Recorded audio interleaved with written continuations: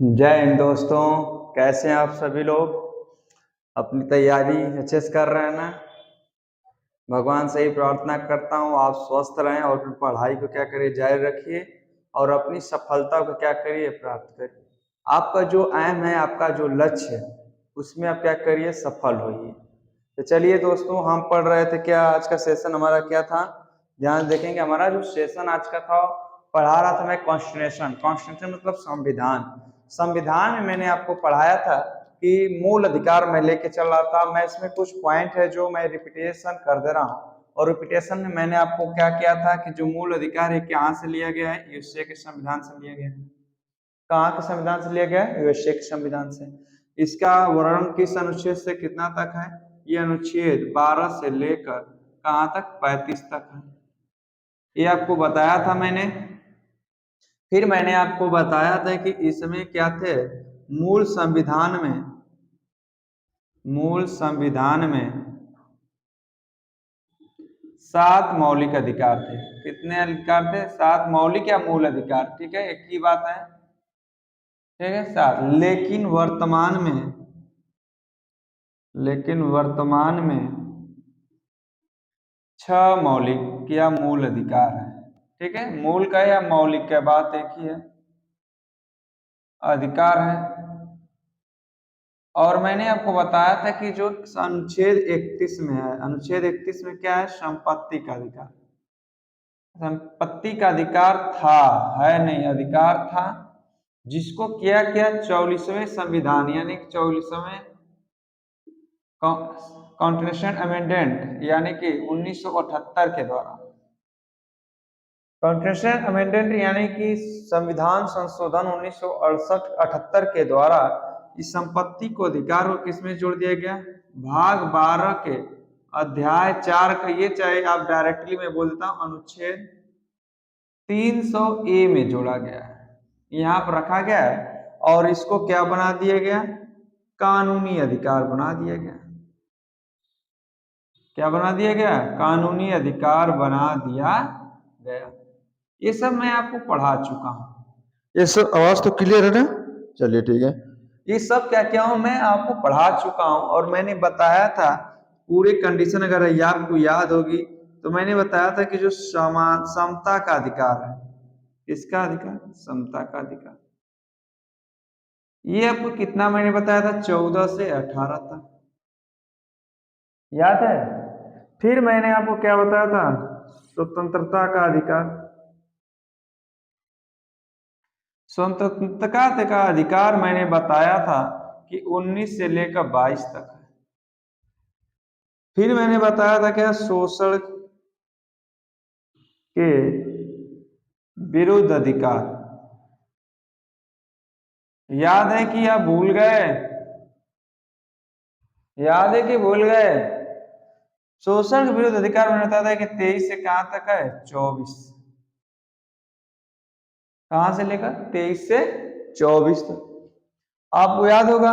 फिर मैंने क्या बताया था, बताइए आप, अब आप बताइए, मैं आपका कमेंट देख लूं क्या? बताइए इसके बाद जो आया वो कौन सा आया? बताइए। धार्मिक स्वतंत्रता का अधिकार। आपसे मैं ये पूछ रहा हूं कि अगर इसके बाद जो आया कौन सा आया, मैं आपसे जानना चाहता हूं। चलिए आप बताइए इसके बाद कौन सा आया, चलिए जल्दी बताइए, मैं आपका वेट कर रहा हूं। चलिए कोई नहीं बोल रहा, आपका देख लिया, कमेंट में कोई जवाब नहीं है। शोषण के विरुद्ध क्या? फिर आया धार्मिक स्वतंत्रता का अधिकार। धार्मिक स्वतंत्रता का अधिकार जो था आपका, मैंने बताया था धार्मिक स्वतंत्रता का अधिकार कितने से कितने तक? 25 से लेकर 28 तक। फिर मैंने आपको बताया था किसका? अगर याद होगा तो बताएंगे, नहीं याद होगा तो नहीं बताएंगे। शिक्षा एवं संस्कृति का अधिकार। संस्कृति का अधिकार, और ये मैंने बताया था आपका कितना? 29 से लेकर 30 तक, याद है? और 31 आपको नहीं पढ़ना है, मैंने बताया था 31 का, मैंने बताया था कि 31 कहाँ चला गया है? भाग 12 में अब भाग 12 के अनुच्छेद किसमें 300A में। फिर आता है संवैधानिक उपचारों का अधिकार। ये अनुच्छेद आपका 32 में वर्णन है। इतना मैंने आपको पिछली क्लास में क्या किया था, पढ़ा दिया था। और आज हम क्या करेंगे, सीरियल नंबर से क्या करेंगे, सबको पढ़ेंगे। ठीक है, आवाज क्लियर है ना मेरी? ऐसा तो नहीं, नहीं ऐसा है कुछ। चलिए हम देखते हैं, क्या आगे देखते हैं समता के अधिकार को। देखिए दोस्तों, समानता का अधिकार, समता का अधिकार, मैंने ही बताया समता का जो अधिकार होता है वो क्या होता है। वो अनुच्छेद 14 से 18 तक वर्णित है। तो हमने बताया था कि अनुच्छेद 14, 15, 16, 17 और 18 यानी 5 अनुच्छेद इसमें हैं और उसके बारे में हम पढ़ेंगे। तो अनुच्छेद 14 में क्या है? अनुच्छेद 14 में है कि हमारे जो कानून की समक्ष समानता, कानून की समझ समानता यानी कि विधि का कानून जो होता है, अगर कानून बना है तो किसी भी जाति से है तो इससे नहीं मतलब है कि उससे क्या है अलग अलग बिहेव किया जाएगा, ऐसा नहीं होगा। होगा क्या, अनुच्छेद 14 जो है हमारा, ध्यान देखना दोस्तों, अनुच्छेद 14 कानून की समझ समानता। भारत की राज्य क्षेत्र में राज्य किसी भी व्यक्ति को कानून की समझ समानता या कानून द्वारा समान संरक्षण से वंचित नहीं करे। ये नहीं है कि अगर कोई कानून बना है तो केवल अमीरों के लिए बना है या केवल गरीबों के लिए बना है, ऐसा कोई भी प्रावधान कानून में नहीं है। सबके लिए कानून समान होगा। ऐसा नहीं है कि राज्य किसी क्षेत्र में क्या हो कि ये एसटी से है, ये एससी से, ये ओबीसी है, जनरल से, तो क्या करेंगे एससी के लिए अलग कानून बना देंगे, ओबीसी के लिए अलग कानून बना देंगे, ऐसा आपका कानून नहीं होगा। अनुच्छेद 15 में क्या कहता है, अवसर की समानता। अनुच्छेद 15 में कहता है धर्म, नस्ल, जाति, लिंग या जन्म स्थान के आधार पर भेदभाव का निषेध। अनुच्छेद 15 कहता है कि धर्म, नस्ल, जाति, लिंग, भेदभाव के निषेध पर जिसमें वर्णन किया गया है, कहता है कि ये नहीं है कि अनुच्छेद 15 में कहा गया कि अगर लिंग यानी कि औरत है, ये क्या है पुरुष है, इसमें भेद किया जाएगा, ऐसा नहीं। आजकल देख रहे हैं आप, दोनों को समान तरीके से देखा जा रहा है। यानी कानून कहता है कि दोनों क्या है, लिंग के आधार पर इसे भेदभाव नहीं कर सकते। लिंग के बाद मैंने लिखा है नस्ल। नस्ल का मतलब समझते हैं, ये किस नस्ल का है, किस नस्ल का है कि यानी कि गोर, भेद यानी करिया, गोरा, ये सब नस्ल से कोई भी भेदभाव नहीं करेगा। ये किस नस्ल का, ये नहीं कि अरे ये तो ऐसा है वो ऐसा नहीं। अब जाति, जाति है ना, मैंने बताया जो जाति है, जाति से क्या मतलब है कि आप देखे होंगे कि जाति से कहते हैं कि ये कास्ट का है, ये कास्ट का, इसका पानी मत पियो, ये करो, ऐसा आप कुछ भी नहीं करेंगे, इस प्रकार का कोई भेदभाव नहीं करेंगे। ये अनुच्छेद 15 में कहा गया। फिर क्या है, धर्म है। धर्म से मतलब ये है कि हिंदू है, मुस्लिम है, सिख है, ईसाई है, पारसी है, बौद्ध है, जैन है, अनेक प्रकार के अगर धर्म के लोग हैं तो ये नहीं है कि आप क्या करेंगे, उनकी अवहेलना करेंगे, उनके साथ भेदभाव करेंगे, ऐसा आप नहीं करेंगे, क्योंकि सभी लोग मानव हैं पहले। ठीक, फिर मैंने बताया आपका जन्म स्थान के आधार पर। जन्म स्थान का मतलब क्या होता है, देखते हैं आज एक बंबई में आप देखेंगे कि क्या कर रहा है कि यहाँ पर जितने यूपी बिहार के लोग, इनको क्या करो, यहाँ से काम कराओ, फिर भगा दो, ये कोई हमारे ऐसे नहीं, ऐसा कुछ नहीं, ऐसा कोई भेदभाव नहीं करेगा। अगर ऐसा भेदभाव करता है तो उसके प्रति कठोर कार्यवाही की जाएगी। अनुच्छेद 15 को आप समझे। अनुच्छेद 16 क्या कहता है, अवसर की समानता। अवसर की समानता का मतलब, अनुच्छेद 16 जो कहता है अवसर की समानता, और अवसर की समानता होता क्या है, जब हम कोई भी सरकारी नौकरी में पद रोजगार की बात करते हैं तो उसमें क्या होगा, किसी भी जाति से हो आप, उसमें आप सभी को समान अवसर दिया जाएगा। सभी के लिए एक पद है तो पद पर समान लोगों को अवसर दिया जाए कि इतने पद पे ये हैं, इतने पद पे हैं, तो ये नहीं होगा कि इनका पद छीनकर किसी और को दे दिया जाए, ऐसा नहीं। नौकरियों में क्या होगा, अवसर की जो समानता है, यानी कि पद यानी कि लेने की जो नियुक्ति की जो आप क्या है ग्रहण करने की जितनी क्षमता जिसके पास है वो उसको क्या करेगा, ग्रहण करेगा। दोस्तों याद रखना जो मैं बता रहा हूं वेरी मोस्ट इंपॉर्टेंट है। अगर आप क्या करें, अगर पहले से आप जानते हो तो क्या करें, इसे रिवाइजिंग कर दो, 1.5 पर कर दो या 2.0 पर कर दो, जैसे आपको सुटेबल लगे। और देखिए जब पिक्चर आपका अगर सही नहीं आ रहा हो तो आप हाई लेवल कर सकते हैं, 360 MP देख सकते हैं, 720 MP पर देख सकते हैं, या तो 1024 पर देख सकते हैं, जैसे आपको 1080 पर जो भी जैसे आपको सुटेबल लगे। ठीक है दोस्तों, तो मैंने बताया कि जो अनुच्छेद 16 में अवसर की समानता यानी किसी भी नौकरी पद पर सबको समान अवसर यानी समान संरक्षण दिया जाए। फिर आता है क्या, अनुच्छेद 17 अस्पृश्यता का अंत। अस्पृश्यता का अंत क्या होता है, देखते हैं। छुआछूत बहुत चलता है, और छुआछूत में क्या करते हैं लोग, अधिकतम लोग क्या करते हैं, देख रहे हैं आप कि लोग एक तरीके से क्या करते हैं, सभी लोग एक नियम के द्वारा सोचते हैं कि ये अलग जाति का है, ये अलग जाति का है, तो लोग करते क्या है, उससे क्या करते हैं, दूरी बनाने लगते हैं। तो इस पर हुआ क्या, 1955 में इसमें एक नियम बना, 1955 में अस्पृश्यता कानून, अस्पृश्यता अधिनियम बना। और इसमें क्या किया गया, जो इस बात को क्या करेगा, 1955 में अस्पृश्यता अधिनियम बना, और इसमें ये कहा गया कि जो भी कोई अगर किसी के साथ अगर अस्पृश्यता छुआछूत का बिहेव करता है तो उसको दंड दिया जाएगा।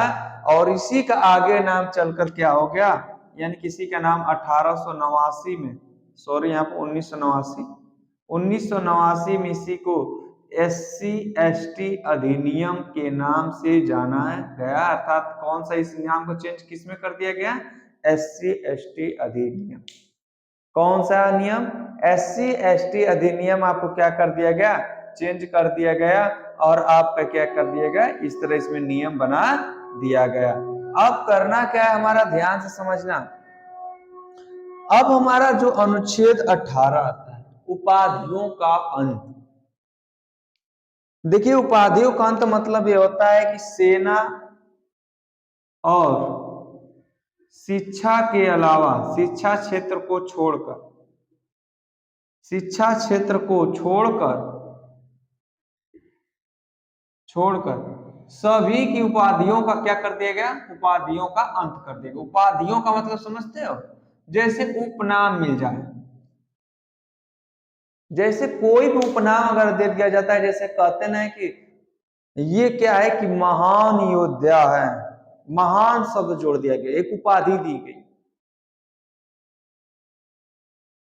जैसे में कोई भी अगर उपाधि दी जाती है तो आपको क्या करेंगे, जैसे में आप देखें लाला लाजपत राय को क्या कहा जाता, शेर पंजाब कहा जाता था। शेर पंजाब ये क्या है, एक उपाधि दी गई थी।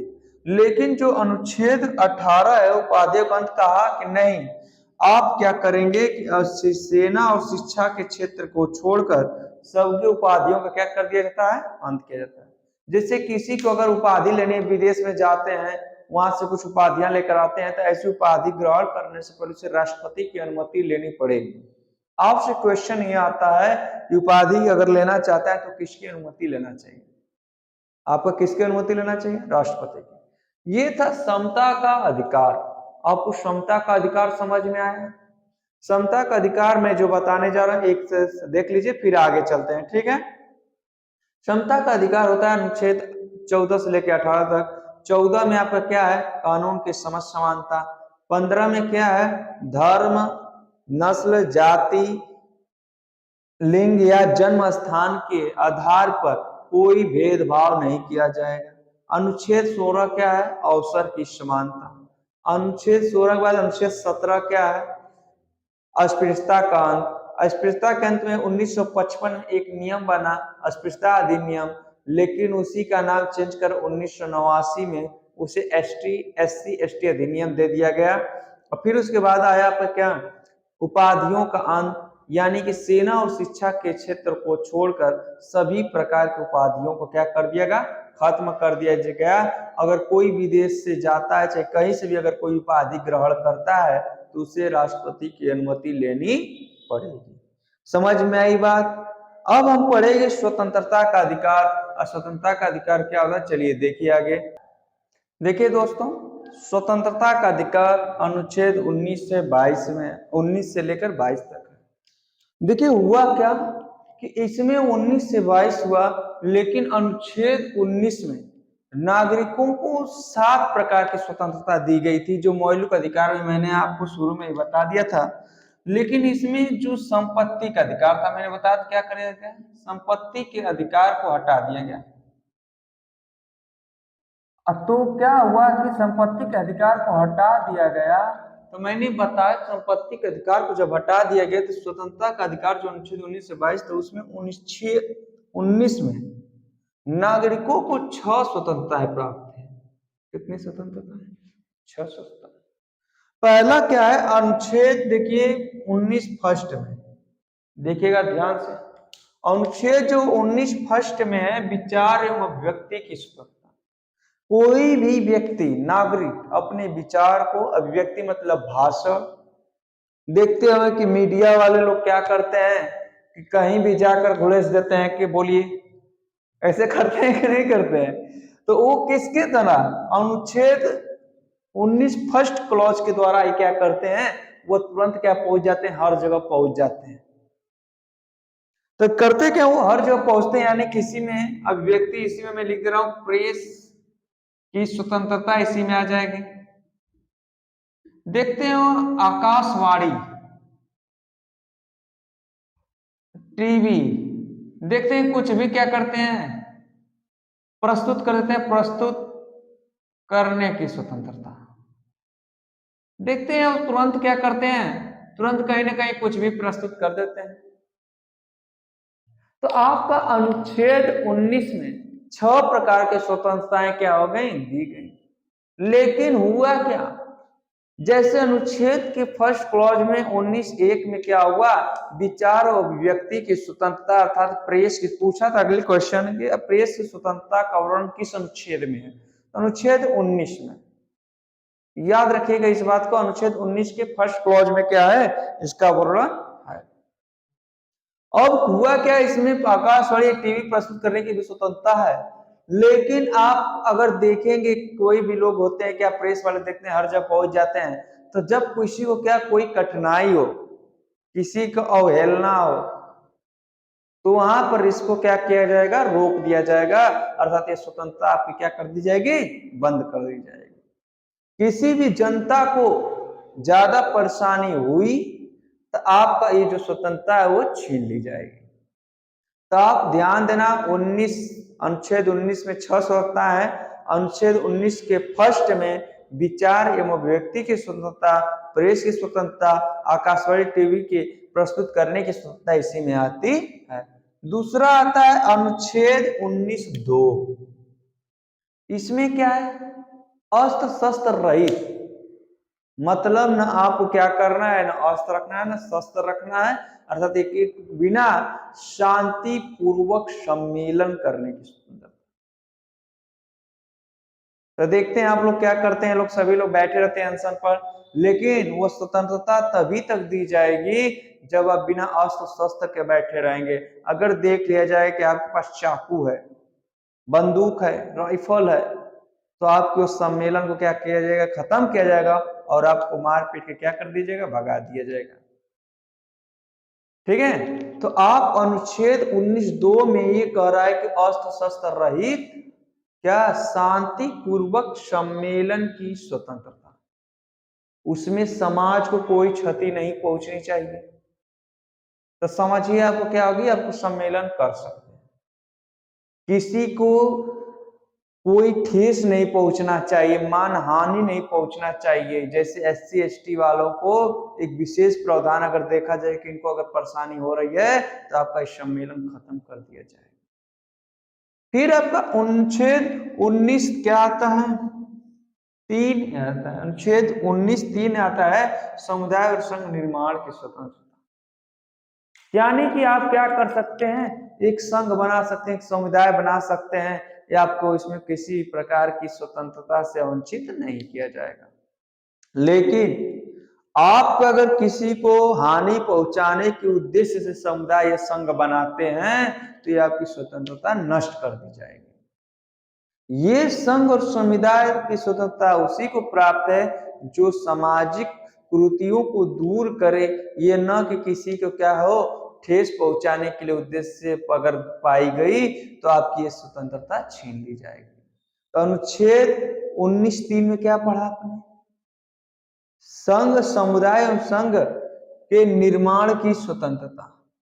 बात समझ में? अब इतना तक हो गया। अब आता है अनुच्छेद 19(4), अबाध भ्रमण की स्वतंत्रता। आप क्या कर सकते हैं? अबाध मतलब संपूर्ण, यानी स्वतंत्र हैं। भारत में आप कहीं भी जाकर घूम सकते हैं, ये आपको इसमें किसी प्रकार का कोई रोक टोक नहीं है। लेकिन कब तक? जब तक आप किसी की क्या कर रहे हैं, जानते हैं सब में एक ही चीज है, जब तक किसी की यानी कि अवहेलना ना हो। ये ना हो कि आप किसी जगह घूमने गए और घूमते घूमते किसी को देखे कि ये क्या इस बिरादरी का है, तो उसका मजाक उड़ाने लगे वहां पर, तो आपको कदापि नहीं दिया जाएगा। तो अनुच्छेद 4 में पड़ा अबाध भ्रमण की स्वतंत्रता, यानी कि आप कहीं भी जाकर घूम सकते हैं, जम्मू कश्मीर से लेकर कहां तक, कन्याकुमारी तक, और फिर यहां से गुजरात से लेकर असम तक, मिजोरम तक। आपको जहां मन करे वहां घूमिए, आपको भारत में कोई रोकने टोकने वाला नहीं है। लेकिन तब तक जब तक किसी को प्रकार किसी की अवहेलना ना, किसी को ठेस ना पहुंचे, किसी की भावनाओं को ठेस ना पहुंचे, तब तक आप स्वतंत्र कहीं भी घूमिए। अनुच्छेद 5 में क्या है? भारत राज्य क्षेत्र में अबाध निवास की स्वतंत्रता, अर्थात अनुच्छेद 5 में है कि आप क्या करिए, कहीं भी जाकर रह सकते हैं। लेकिन रहने का ये मतलब नहीं है कि आप क्या हुआ कि हमेशा के लिए रख, अगर आपके पास पैसा तो रह सकते हैं, अगर नहीं है तो क्या होगा, नहीं। आप क्या करिए, घूमने के साथ साथ अनुच्छेद 19(5) कहता है कि आप कहीं भी जाइए, घूमिए, भारत में जहां घूमना है घूमिए, आप कहीं भी अस्थायी निवास बनाकर रह सकते हैं। लेकिन कब तक? जब तक किसी की भावनाओं को ठेस न पहुंचे। पता चला कि आप कहीं गए रहने, जम्मू कश्मीर है, जम्मू कश्मीर वहां पर क्या है कि किसी का है जमीन है, उसमें आप क्या कर रहे कि कुछ दिन रहना चाहते थे, तो आपने क्या किया, तंबू बनाया रहा है। लेकिन अगर उसकी आवश्यकता, अगर उसकी भावनाओं का अगर वहां पर उसको कठिनाई महसूस होगी, तो आपको उस स्थान छोड़कर जाना पड़ेगा। तो आप ये याद रखेंगे, ठीक है। अनुच्छेद 19(6) क्या कहता है कि ये कहता है वृत्ति, उपजीविका और कारोबार की स्वतंत्रता। वृत्ति का मतलब क्या होता है? वृत्ति मतलब घूमकर, चारों तरफ घूमकर। उपजीविका मतलब अपने लालन पालन पोषण के लिए, यानी कि अपना रोजगार चलाने के लिए आप कहीं भी जाकर कारोबार कर सकते हैं। अगर आप यूपी के हैं तो आप बिहार के हैं तो आप दिल्ली जाइए, मुंबई जाइए, गुजरात जाइए, कानपुर जाइए, इलाहाबाद जाइए, कहीं पर भी जाकर आप क्या कर सकते हैं, अपना एक अपने जीवन जीविका के लिए घूमकर अपना कारोबार कर सकते हैं, आपकी स्वतंत्रता है। लेकिन हर एक चीज का तो कारोबार कर नहीं सकते हैं। कुछ ऐसी चीजें होती हैं जिसका आप कारोबार नहीं करेंगे, और उन चीजों के लिए आपको क्या कर दिया जाएगा, मना नहीं कर दिया जाएगा। बात समझ में आई? मैं इस क्लॉज को यानी कि पूरा एक बार पुनः समझा देता हूं आपको। अनुच्छेद 19 जो हमारा स्वतंत्रता का अधिकार है, अनुच्छेद 19 से 22 तक है। लेकिन अनुच्छेद 19 में क्या है? अनुच्छेद 19 में 6 नागरिकों को 6 स्वतंत्रताएं दी गई है। कितनी स्वतंत्रताएं दी गई हैं? 6 स्वतंत्रताएं दी गई हैं। अब कौन कौन है? अनुच्छेद 1 में कहा गया कि विचार और अभिव्यक्ति की स्वतंत्रता, यानी कि आप कहीं भी जाकर अपने विचार को प्रस्तुत कर सकते हैं, भाषण दे सकते हैं, प्रेस की स्वतंत्रता, मीडिया वाले देखते हैं कहीं भी चले जाते हैं। अनुच्छेद 2 में क्या कहा गया? अनुच्छेद 2 में कहा गया कि अस्त्र शस्त्र रहित। अस्त्र शस्त्र रहित का मतलब बिना अस्त्र और शस्त्र के आप कहीं भी चाहे तो सम्मेलन कर सकते हैं, लेकिन शांति पूर्वक कर सकते हैं। अनुच्छेद 19(3) क्या कहता है? अनुच्छेद 19(3) कहता है कि आप समुदाय संघ बनाने की निर्माण करने की स्वतंत्रता को प्राप्त है। अनुच्छेद 4 क्या कहता है? अनुच्छेद 19(4) क्या कहता है? आप अबाध भ्रमण की स्वतंत्रता, आप कहीं भी जाकर घूम सकते हैं। अनुच्छेद 5 क्या कहता है? आपको कहीं भी भारत में कहीं भी रहने की स्वतंत्रता है, निवास करने की स्वतंत्रता, आप जहां चाहे वहां रह सकते हैं। अनुच्छेद 6 क्या कहता है? वृत्ति, अनुच्छेद 19(6) क्या कहता है कि वृत्ति, उपजीविका और कारोबार करने की स्वतंत्रता। इतनी बात समझ गए। अब हम इसमें देखते हैं कि अनुच्छेद 20 में क्या है, अनुच्छेद 21 में क्या है, अनुच्छेद 22 में क्या है। चलिए देखिए आगे, चलिए आगे देखिए। अनुच्छेद 20 क्या कहता है? अपराध की दोष सिद्धि के विषय में संरक्षण। कह रहा है कि अपराध की दोष सिद्धि के विषय में संरक्षण, अर्थात इसका मतलब क्या होता है? आप किसी को व्यक्ति को अगर गिरफ्तार करते हैं, आप चाहे कोई भी पुलिस अगर किसी व्यक्ति को गिरफ्तार करती है तो उसको तब तक दोषी नहीं ठहरा सकती है तब तक विधि द्वारा उसका दोष सिद्ध नहीं हो जाता। अपराध की दोष सिद्धि के विषय में संरक्षण, किसी व्यक्ति को या किसी व्यक्ति को तब तक अपराधी नहीं माना जाएगा जब तक कानून द्वारा उसका दोष सिद्ध न हो। ध्यान देना, अनुच्छेद 20 में क्या कहता है कि अपराध की दोष सिद्धि के विषय में संरक्षण, अगर कोई व्यक्ति है तो अगर आपके एग्जाम में आता है, यूपीएसआई में एक बार इस क्वेश्चन आया था कि आपको इस तरह क्वेश्चन आया था कि ए बी के घर गया, जो सी के मर्डर में बी को उठाकर लेकर थाने पर आ गया, तो ये बताइए कि वो अपने संरक्षण में किस अनुच्छेद को प्रस्तुत कर सकता है। तो आप करें क्या? वो था अनुच्छेद 20। अनुच्छेद 20 में क्या कर सकता है? वो अपने अपराध की दोष सिद्धि के नियम विषय में संरक्षण प्रदान कर सकता है। अर्थात इसमें बात कही गई है, किसी व्यक्ति को तब तक दोषी नहीं ठहराया जाएगा जब तक कानून द्वारा उसे दोष सिद्ध न करार किया जाएगा। बात समझ में आई? अगर आपसे ऐसे क्वेश्चन आए एग्जाम में तो कर लेंगे कि नहीं कर लेंगे? बात कर लेंगे आप, ठीक है। फिर आपका आता है अनुच्छेद 21, व्यक्तिगत स्वतंत्रता तथा जीवन की सुरक्षा। इसी को बोलते हैं जीवन तथा दैहिक स्वतंत्रता। होता क्या इसमें? इसमें हुआ कि किसी भी व्यक्ति को जीने का अधिकार है। 44वें संविधान संशोधन द्वारा इसमें एक बात कही गई कि 44वें संविधान कब हुआ था, याद है कुछ? संविधान संशोधन 1978 में ये बात कही गई कि किसी भी व्यक्ति की व्यक्तिगत स्वतंत्रता जीवन की सुरक्षा आपातकाल में भी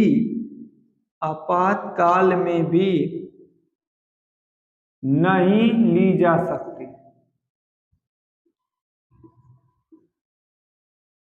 जब तक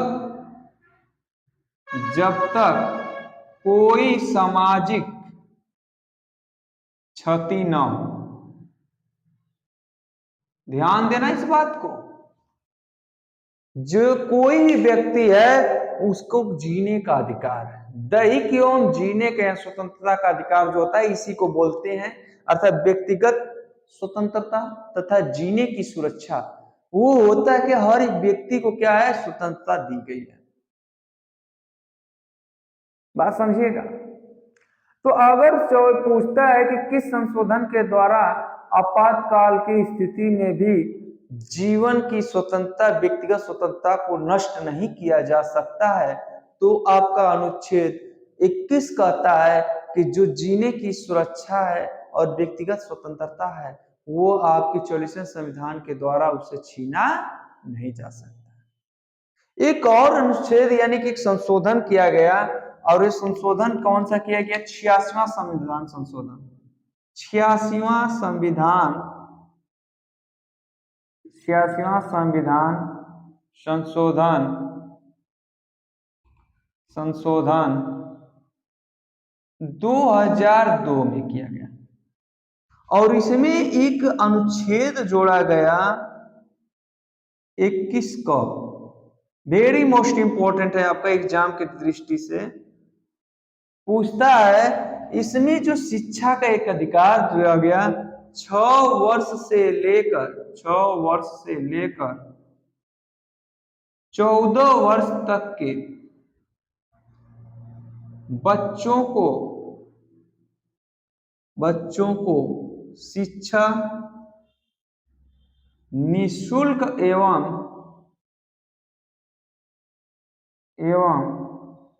अनिवार्य होगी। ध्यान देना, एग्जाम में पूछता है कि अनुच्छेद जो शिक्षा का अधिकार है इसमें कौन सा संशोधन करके 21 का को जोड़ा गया।